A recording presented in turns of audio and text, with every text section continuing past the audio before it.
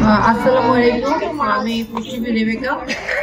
আমি কাজ করছি সোশ্যাল ইসলামী ব্যাংক হসপিটালে আর জেনারেল সেক্রেটারি পুষ্টিবিদ ফাউন্ডেশন। আজকে গাজীপুরের এই পুষ্টি ও হেলথ ক্যাম্পে আমাদের ঢাকা থেকে আসা হয়েছে পুষ্টি ফাউন্ডেশনের তরফ থেকে। এখানে যারা আয়োজন করেছেন আমরা তাদের প্রতি কৃতজ্ঞতা জানাই। আসলে এই ধরনের একটা প্রোগ্রামে মানুষের সচেতনতা বৃদ্ধি পায়। এই যে বাচ্চারা এসেছে, যে মারা এসেছে, প্রেশার বা ডায়াবেটিসের যে রোগীরা এসেছে বা যাদের অন্য রোগ আছে, তারা আসলে অনেকে আছে যে তারা জানে না যে তাদের অনেক বেশি সুগারের সমস্যা আছে, তারা জানতো না বা প্রেশারের সমস্যা জানে। তো এই বিষয়গুলো আমরা চেক আপের মাধ্যমে তাদেরকে গাইডলাইন দিয়ে দিয়েছি, ডাক্তারের কাছে রেফার করেছি। পাশাপাশি আসলে সবকিছুর উপরে আমাদের খাদ্য পুষ্টি, যেটা নিয়ে আমরা একটা সময় জন্ম থেকে বড় হয়েছে পুষ্টিকর খাবার খেয়ে পুষ্টি ঠিক রাখি। আবার একটা সময় দেখা যাচ্ছে যে রোগ হলে সেই খাবারের নিষেধাজ্ঞাও চলে আসে।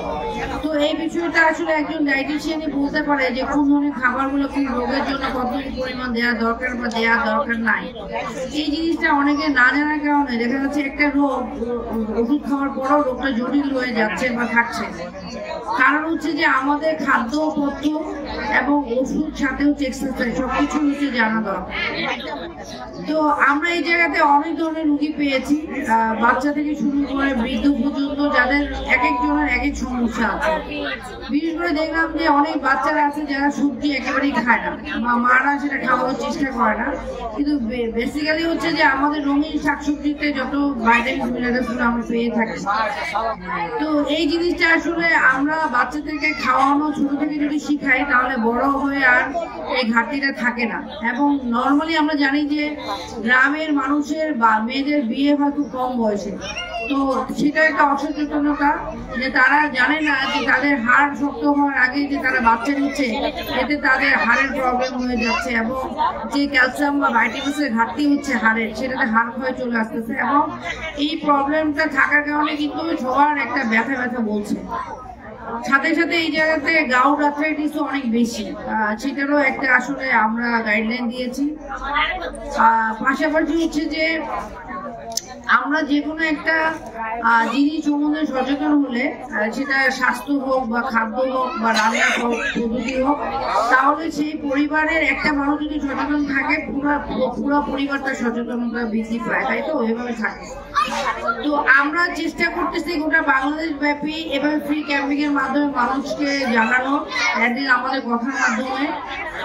যারা এই আয়োজনগুলো করেন আমরা মনে করি যে তারা অনেক মানবিক, এবং বাংলাদেশের প্রতিটা জেলাতে বা প্রতিটা ইউনিয়নে বা প্রতিটা মহল্লায়, পাড়া মহল্লায় আমাদের প্রোগ্রামগুলো যেভাবে চলে, আমরা আশা করব যে যারা এই ধরনের উদ্যোগগুলো নিয়ে থাকেন আপনারা পুষ্টিবিদ ফাউন্ডেশনে যোগাযোগ করলে আমরা এই ধরনের ক্যাম্পগুলো আমরা আমাদের টিম পাঠিয়ে দিয়ে করার চেষ্টা করব।